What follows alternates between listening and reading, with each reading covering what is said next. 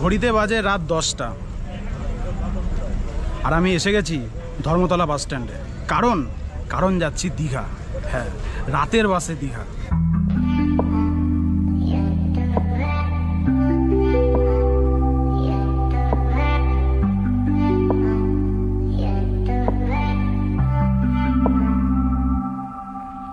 কলকাতা দীঘার মধ্যে যেরকম দিনভর প্রচুর বাস সার্ভিস থাকে, সেরকমই কিন্তু হোল নাইট বাস সার্ভিসও থাকে।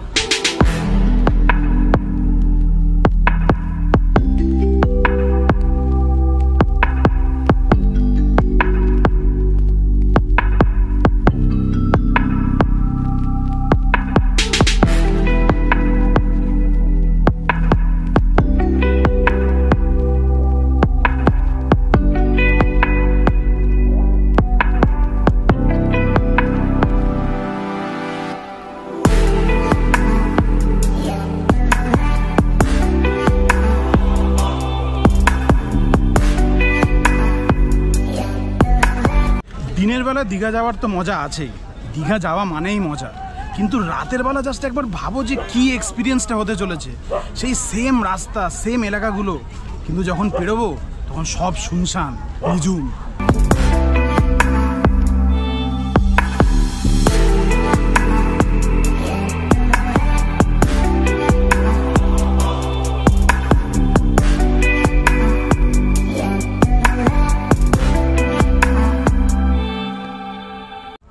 এখান থেকে বাস ছাড়বে রাত 11:30টার সময়, আর যখন দীঘা ঢুকবো তখন ভোর 4:30। মানে যখন সানরাইজটা হচ্ছে, গাইস সানরাইজটা যখন হচ্ছে সেই সময় ঢুকবো। উফ, আমার তো মানে কি যে মজা হচ্ছে।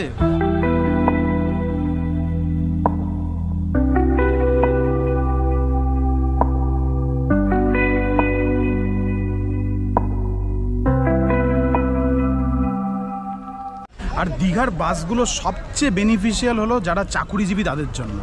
সারাদিন অফিস করো, দেন রাতের বাস ধরে বেরিয়ে যাও দীঘা। পরের দিন কিন্তু একদম ভোর থেকে সারা দিনটা পাবে, একটু সময় নষ্ট হবে না। ধরো উইকেন্ড ট্রিপ প্ল্যান করছো, যে অফিস থেকে ছুটি পেয়েছো শুধু শনিবার রবিবার, বা ধরলাম শুধুই রবিবার ছুটি পেয়েছো, তাহলে কি সারাদিন অফিস করে রাতের বেলা বাসটা ধরলে, পরের দিন ভোর ভোর পৌঁছে গেলে, সারাদিন দীঘায় থাকলে, পরের দিন early morning back to Kolkata. তবে এই নাইট সার্ভিস বাস পরিষেবা কিন্তু আজকের নয়, বহুকাল ধরেই কলকাতা দীঘার মধ্যে নাইট সার্ভিস বাস পরিষেবা রয়েছে। তবে এখন স্পেশাল ব্যাপার এটাই যে আগে নাইট সার্ভিস বাস যা ছিল সবই দেশি বাস অপারেটর ছিল, তবে এখন এই নাইট সার্ভিস বাস পরিষেবায় যুক্ত হয়েছে আরেকটি নাম, পরিবহন জগতে যারা অভিজাতের প্রতীক। হ্যাঁ, পশ্চিমবঙ্গের গর্ব শ্যামলী পরিবহনের। সত্যি কথা বলতে, দিন হোক আর রাত, কলকাতা দীঘা রুটে বিদেশি ভলভো বাসের অস্তিত্বও ছিল না আজ থেকে 1 বছর আগে। ঠিক অস্তিত্ব ছিল না বলবো না, ছিল, তবে বড় ক্ষুদ্র।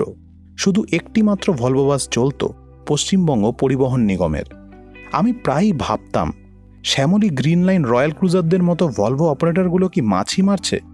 ওদের কি এই রুটের এই বিপুল চাহিদাটা চোখেই পড়ছে না? তারপর একটা সময় রয়্যাল ক্রুজার উইকেন্ড করে ভলভো বাস চালাতে শুরু করলো, তবে তাতেও খুব একটা বদলায়নি ভলভো পরিষেবার সামগ্রিক ছবিটা। গত বছর দীঘায় পদার্পণ করল শ্যামলী পরিবহন, এবং মুহূর্তের মধ্যেই বদলে গেল পুরো চিত্রটা। আজ কলকাতা দীঘার মধ্যে প্রত্যেক দিন একাধিক ভলভো বাস চালায় শ্যামলী গ্রিন লাইনের মতো কোম্পানিরা। আর সপ্তাহান্তের চিত্রটা তো থাক আর বললামই না, রীতিমতো ভলভো বাসের মেলা লেগে যায় দীঘায়। এখন নাইট সার্ভিসেও পদার্পণ করল শ্যামলী পরিবহন, তাই চলুন চড়ে দেখি উচ্চমানের এই কলকাতা দীঘা নাইট সার্ভিস বাস। তো গাইস, এই হচ্ছে আমাদের বাস যেটা দীঘা নিয়ে যাবে। তো এই বাসটার একটা কিন্তু ইন্টারেস্টিং জিনিস আছে, সেটা হচ্ছে বাসটা ভলভোরও বাস আবার আইচারেরও বাস। তার মানে কি, এখানে ভলভোর লোগোও আছে, আবার আইচারের লোগোও আছে।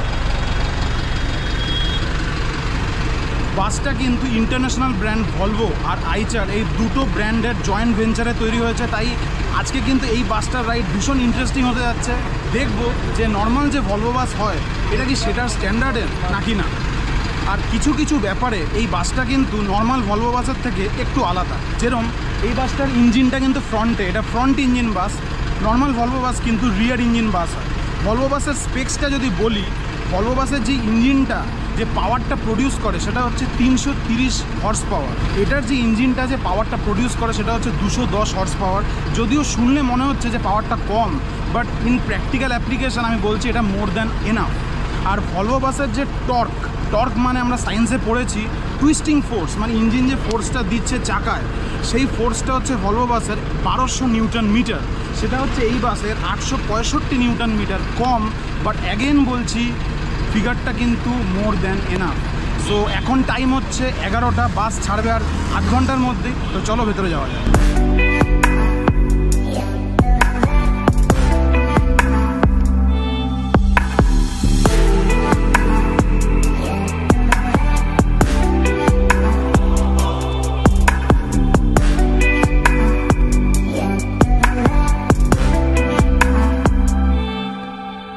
আমার কিন্তু একটা জিনিস নিয়ে ভীষণ টেনশন হচ্ছে, সেটা হচ্ছে যে বাসটা কোলাঘাটে দাঁড়াবে তো বলেছে, কিন্তু কতক্ষণ দাঁড়াবে?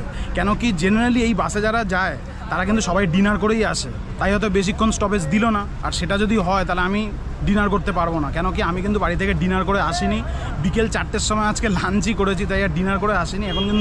আমার কিন্তু এখন থেকেই ভীষণ খিদে পাচ্ছে, তাই জানি না কি হবে, দেখা যাক।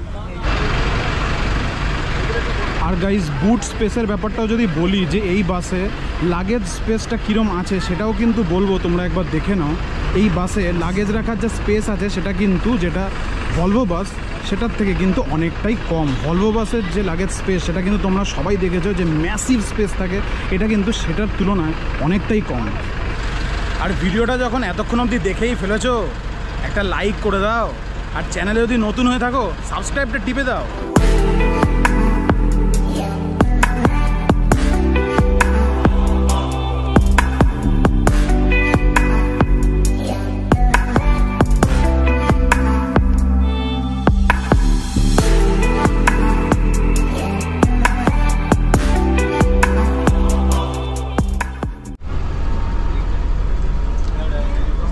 রাত 11:30।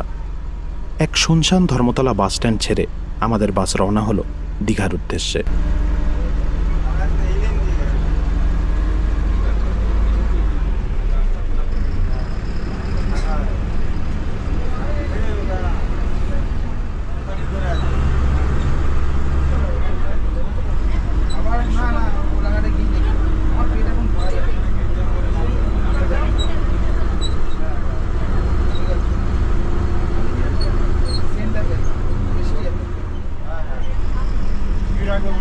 কলকাতা ছেড়ে বেরোনোর সময় মধ্যরাতে তিলোত্তমার এই ফাঁকা জনশূন্য যানজটমুক্ত রাস্তাগুলোর দৃশ্য আমার ভারী মনোরম লাগলো।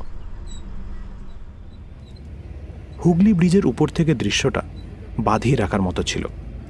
নদীর দুই পাড়ে দুই শহর, কলকাতা ও হাওড়া। শহরের উজ্জ্বল আলোয় তখন রাতের কালো আকাশও আলোকিত হয়ে উঠেছে, কিন্তু চারিদিকে যেন কিরম একটা শান্তির অনুভূতি। সত্যি কি মায়াবী।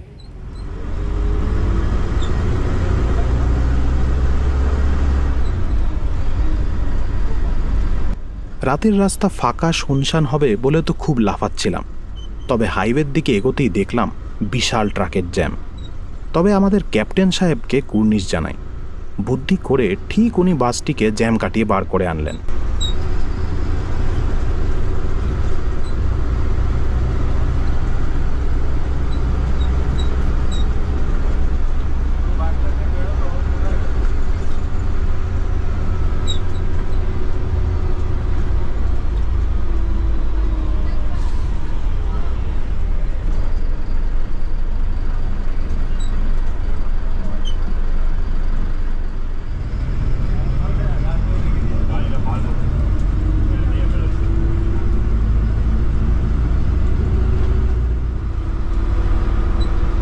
শহর পেরিয়ে আমাদের বাস ধরল 16 নম্বর জাতীয় সড়ক বা NH-16, যেটা পশ্চিমবঙ্গের রাজধানী কলকাতাকে তামিলনাড়ুর রাজধানী চেন্নাইয়ের সঙ্গে জোড়ে।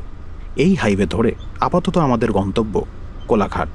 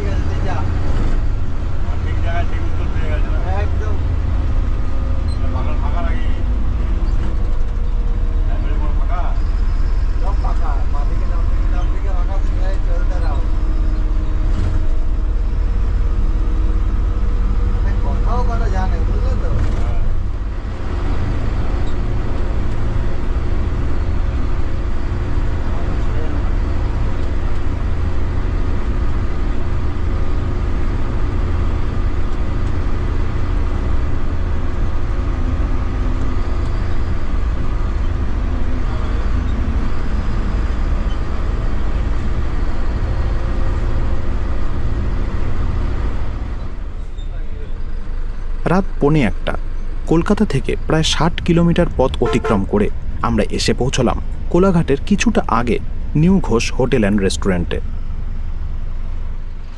প্রসঙ্গত, শ্যামলী পরিবহন বা গ্রিন লাইনের যেসব বাস দিনের বেলা কলকাতা দীঘা পরিষেবা দেয়, সেগুলো ব্রেকফাস্ট বা লাঞ্চের জন্য এখানেই দাঁড়ায়। এত রাতেও যে যাত্রী স্বাচ্ছন্দ্যের দিকটা দেখে ভালো হোটেলে দাঁড় করানো হলো, এতে সত্যি মুগ্ধ হলাম।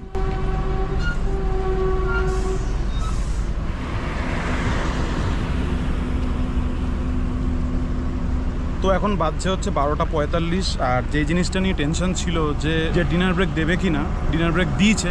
আর সকালের যে শ্যামলীর বাসগুলো থাকে দীঘা যায়, সেগুলো ঠিক যেইখানে দাঁড়ায় সেই সেম রেস্টুরেন্টে কিন্তু দাঁড়িয়েছে new Ghosh hotel and restaurant. এখানে আমি আগেও খেয়েছি, দুর্দান্ত খাবার, বিট ব্রেকফাস্ট, ডিনারও করেছি পুরী যাওয়ার সময়, খুব ভালো খাবার এখানে সার্ভ করে। সুতরাং যে টেনশনটা আমার হচ্ছিলো সেটা এখন পুরোপুরি চলে গেছে, যাবো আর ভালো ভালো খাবার খাবো।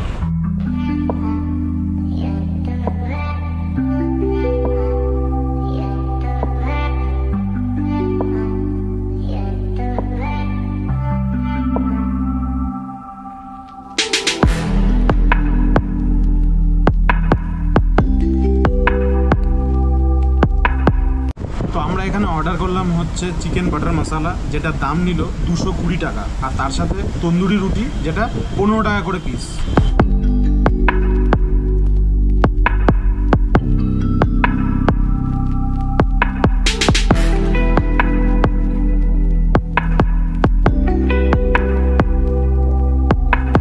আচ্ছা, তোমাদের যদি কনসার্ন এটা থাকে যে বাস এখানে ডিনারের জন্য কতক্ষণ দাঁড়ায়, তাহলে বলে দিই। একজন জিজ্ঞাসা করছিল যে বাস কতক্ষণ দাঁড়াবে, বললো যে আপনাদের ডিনার করতে যতক্ষণ লাগবে ততক্ষণ দাঁড়াবে।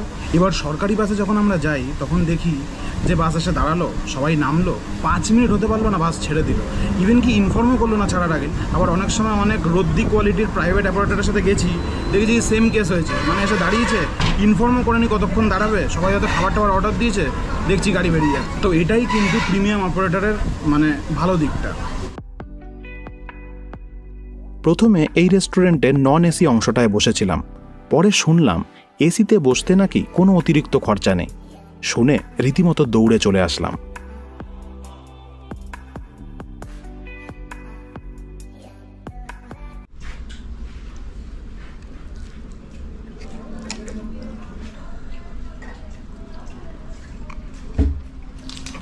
বাটার চিকেনটা জাস্ট মারাত্মক করেছে, মানে পুরো ঘন গ্রেভি, আর বাটার যে কী লেভেলে ঢেলেছে, যে ঝোলটা মুখে দিলেই মানে পুরো বাটারের গন্ধ এরকম উঠে আসছে নাকে।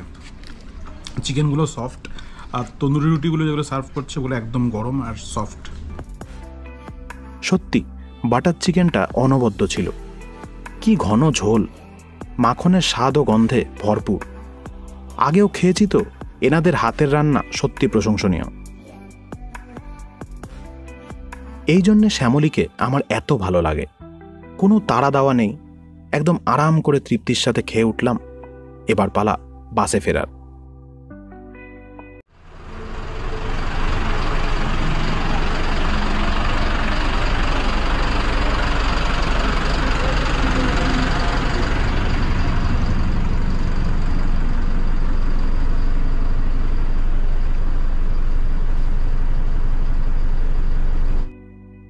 রাত 1:20, 35 মিনিটের ডিনার ব্রেকের পর আমরা দীঘার উদ্দেশ্যে রওনা দিলাম।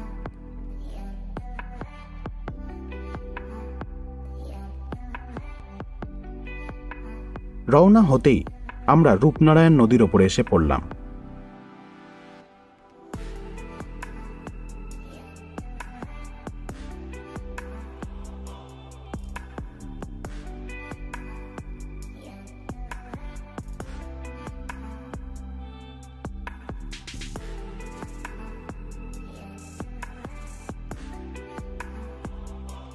নদী পেরিয়েই কোলাঘাট থেকে সোজা রাস্তা খড়গপুর, পুরী, মুম্বাই, চেন্নাই এই সকল শহরের দিকে বেরিয়ে গেল।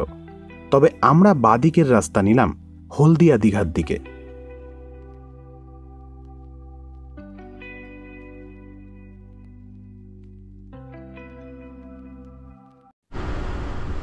বাদিকের রাস্তা নিয়ে এবারে আমরা ধরলাম 116 নম্বর জাতীয় সড়ক বা NH 116।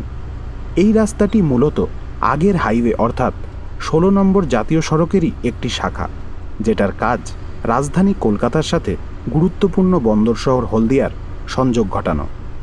এই হাইওয়ে ধরে আমরা আপাতত যাব নন্দকুমার অবধি।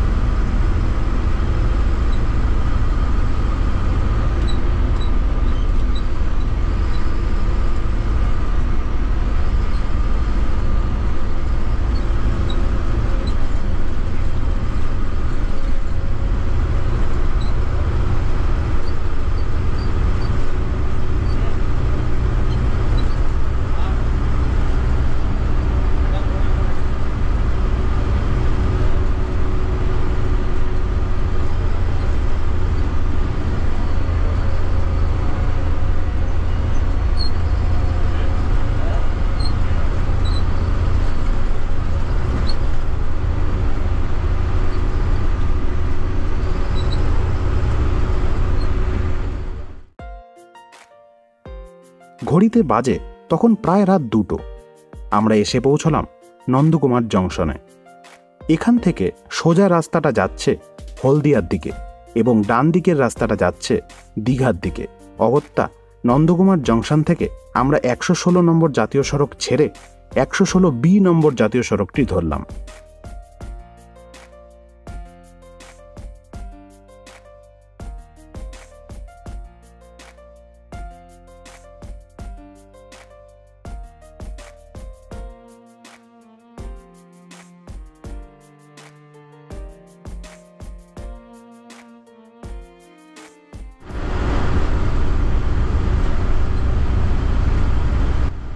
এই 116B নম্বর জাতীয় সড়কটি নন্দকুমার জংশনকে কাথি দীঘা হয়ে বেঙ্গল উড়িষ্যা সীমান্তের চন্দনেশ্বরের সঙ্গে জোড়ে। তাই এই হাইওয়ে ধরে এবারে আমরা সোজা যাব দীঘা। কলকাতা থেকে কোলাঘাট অবধি রাস্তায় ট্রাকের ভালোই জ্যাম ছিল, তাই রাতের জার্নির আসল মজাটা ঠিক উপভোগ করা যাচ্ছিল না। তবে এখানের রাস্তায় এসে পেলাম আসল মজা। রাস্তা পুরো শুনশান, নিঝুম রাত, এক বিশ্বব্যাপী শান্তির অনুভূতি। কত গ্রাম, কত শহর, কত বাজার পেরোলাম, কিন্তু সব নিমেষে। দীঘার রাস্তার এই দৃশ্য আজ অবধি দেখিনি। দিনের বেলা এই সকল জায়গায় যা যানজট থাকে, সেই যানজট কাটিয়ে বেরোতেই অনেক সময় বেরিয়ে যায়। তবে রাতের এই শূন্যতায় বাস রকেটের মতো ছুটল। রাস্তায় কোনো বাধা নেই।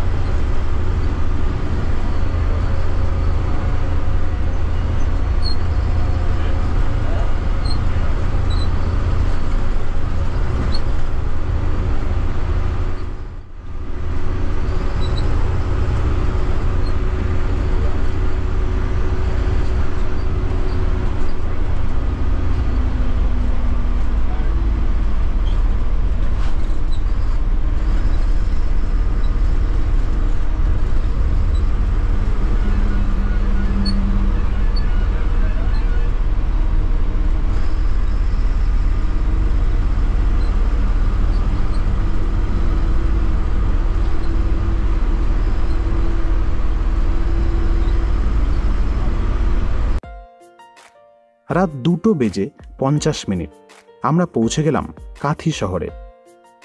এত আগে কাথি? দীঘা ঢোকার কথা তো 4:30টার সময়।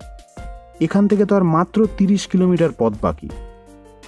তার মানে বাস যে কি চালিয়েছে তা ভালোই বোঝা যায়। দীঘায় যে বাস বিপুল বিফোর টাইম হতে চলেছে তা ক্রমশ বুঝতে পারলাম।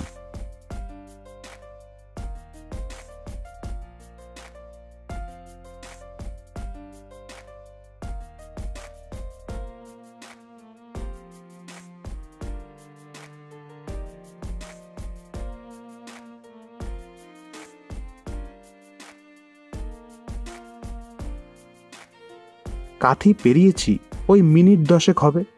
ঘড়িতে বেজেছে রাত 3টে। আমরা পৌঁছে গেলাম জনপ্রিয় সমুদ্র সৈকত মন্দারমণিতে। এখানে অনেক যাত্রী নামলেন, তবে মন্দারমণি নিয়ে যাওয়ার অটো ছিল কিন্তু মাত্র একটি। কাজেই রাতের বাসে আসলে একটু হোটেলের সঙ্গে আলোচনা করে ব্যবস্থা করে আসবেন।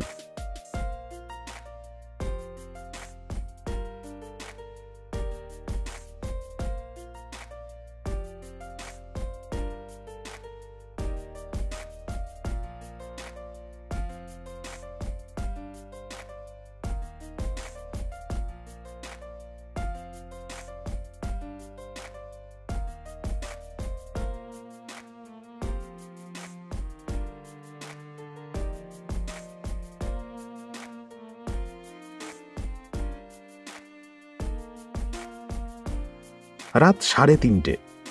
দূরে দেখতে পেলাম রঙিন আলোয় সাজানো দীঘা গেট। আহা, কি সুন্দর! আমাদের সকলের প্রিয়, সকলের ভালোবাসার দীঘা কি সুন্দরভাবেই না আমন্ত্রণ জানাচ্ছে। তবে দীঘা ঢোকার মুখে এই ভোর রাত্রে খালি গায়ে কয়েকজন মাতালকে দেখলাম। মনে মনে ভাবলাম, এই না হলে দীঘা।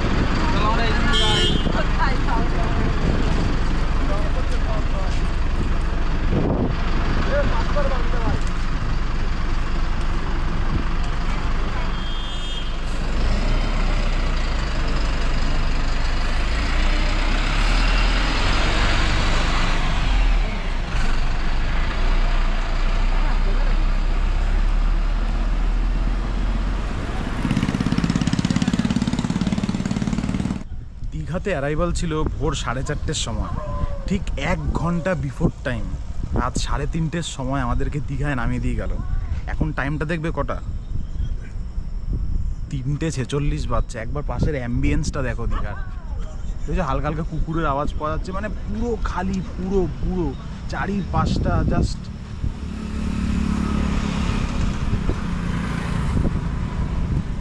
নাইট সার্ভিস বাসে এর আগে আমি একবার এসছি, কিন্তু এসছিলাম একটা মানে বাংলা অপারেটরে, নামটা বলবো না। ছেড়েছিল রাত 11:30 না 12টা ওরম টাইমে ছেড়েছিল, কিন্তু তার যা বহর চালানোর, মানে কলকাতা থেকে ছাড়ার পর 1000 জায়গায় দাঁড়াচ্ছে, হাওড়ায় যাচ্ছে, এই জায়গায় যাচ্ছে, ওই বাজারে ঢুকে যাচ্ছে, করতে করতে সেই 4:30 ঢুকিয়েছিল। আমি এক্সপেক্ট করছিলাম যে ওরম টাইমই এটাও লাগিয়ে দেবে, but this is Shyamoli Paribahan bus, this is a premium operator. ওই যে কলকাতা থেকে ছাড়লো 11:30 পর, কোথাও দাঁড়ানোর নাম নেই, কোথাও না। রকেটের মতন চালিয়েছে, রকেট। কোলাঘাট অবধি রাস্তায় তাও একটু একটু ট্রাক ছিল, কোলাঘাটের পর রাস্তা পুরো শুনশান গো।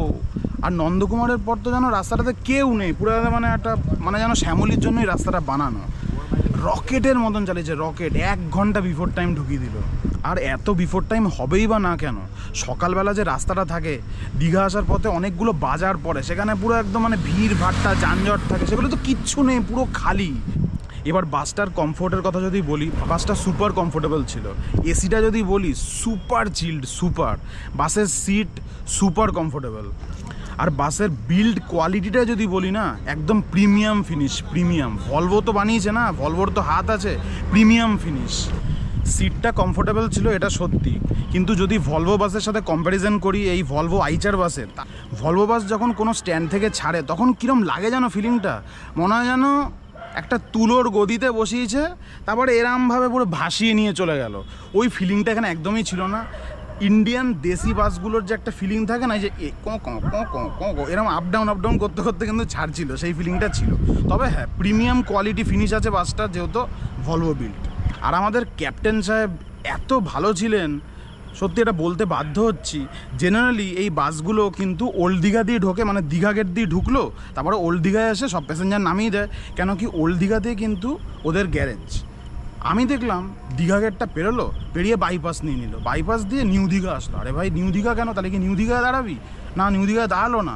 নিউ দীঘাতে কয়েকজনকে নামিয়ে দেখলাম ওল্ড দীঘার দিকে বেরিয়ে যাচ্ছে। তারপরে আমাদের যেহেতু নিউ দীঘাতে হোটেল, তাই ঠিক করলাম যে নিউ দীঘাতেই নেমে যাই। তারপরে আমরা যখন নামছি, তখন ক্যাপ্টেনের সাথে একটু কথা যখন বললাম, তখন ক্যাপ্টেন দেখি বলছে, আরে নিউ দীঘা দিয়ে এই জন্যই ঢোকালাম, কেন কি এখন যদি ওল্ড দীঘায় তোমাদেরকে নামায় 3:30-র সময়, তোমরা কোনো ট্রান্সপোর্টই পাবে না ওল্ড দীঘায় আসার, ওই জন্য বাসটাকে ঘুরিয়ে নিয়ে গেলাম। জাস্ট ভাবো তো একবার, মানে মন ছুঁয়ে গেল। এই যদি কোনো বাংলা অপারেটর হতো বা সরকারি বাস হতো, ওল্ড দীঘায় নামিয়ে দিয়ে বাসটা নিয়ে বেরিয়ে যেত। কত কি আশা করেছিলাম, ভোর 4:30-র সময় ঢুকবে, তখন আস্তে আস্তে সকাল হচ্ছে সেটা তোমাদেরকে দেখাবো। 3:30-র সময় ঢুকিয়ে দিয়ে গেল। তো এখন আমরা হোটেল যাব না, বিকজ হোটেলে আমাদের এন্ট্রি হবে সকাল 5টার সময়। এখন আমরা এই দিকটায় নিউ দীঘা সি বিচ, আর এখন কিন্তু এখান থেকে একটা ফুরফুরে হাওয়া ফিল করতে পারছি। আমাদেরকে এখন সমুদ্র ডাকছে। চলো তোমাদেরকে সানরাইজটা দেখাই।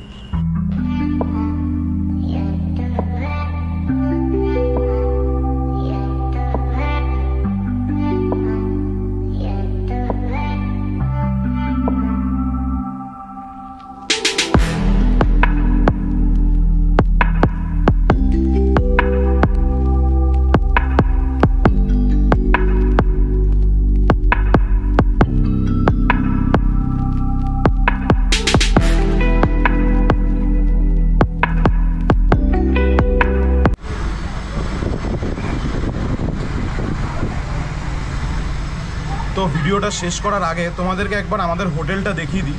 এই হোটেলটা হচ্ছে হোটেল সেন্ট অ্যাপেল। এটা আমরা 1800 টাকায় ডবল বেডরুম পেয়েছি, দেখে নাও।